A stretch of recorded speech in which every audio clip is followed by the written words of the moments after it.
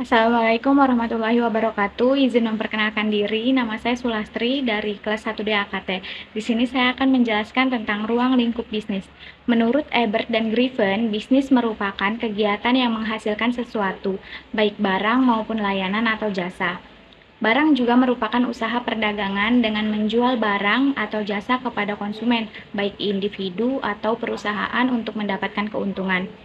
Bisnis dapat dilakukan oleh organisasi yang memiliki badan hukum, perusahaan yang memiliki badan usaha, maupun perorangan yang tidak memiliki badan hukum maupun badan usaha, seperti pedagang kaki lima, warung yang tidak memiliki surat izin tempat usaha, dan surat izin usaha perdagangan.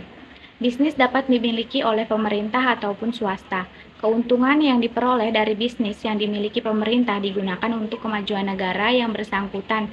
Selain itu, bisnis yang dimiliki pemerintah merupakan bisnis yang menangani barang atau layanan yang digunakan untuk memenuhi hajat hidup orang banyak atau masyarakat di suatu negara, dan untuk kemakmuran masyarakat negara tersebut. Sementara itu, bisnis yang dimiliki oleh swasta pada umumnya dilakukan untuk mendapatkan keuntungan dan meningkatkan kemakmuran pemiliknya.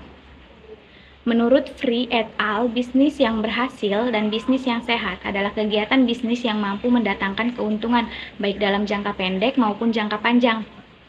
5 indikator keberhasilan bisnis. Yang pertama yaitu kinerja keuangan, kedua kebutuhan pelanggan, ketiga kualitas produk dan jasa, keempat inovasi dan kreativitas, kelima yaitu komitmen karyawan.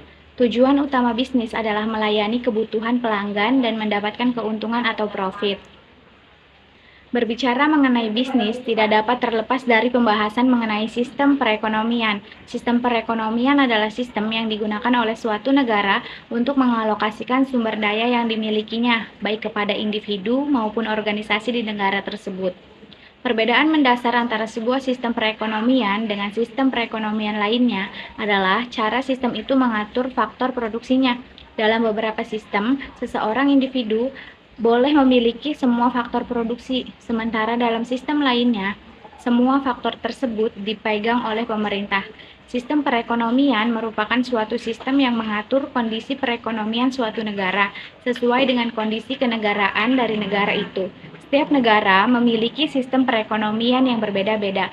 Hal itu disebabkan di setiap negara memiliki ideologi, kondisi masyarakat, kondisi perekonomian, serta kondisi sumber daya alam yang berbeda-beda.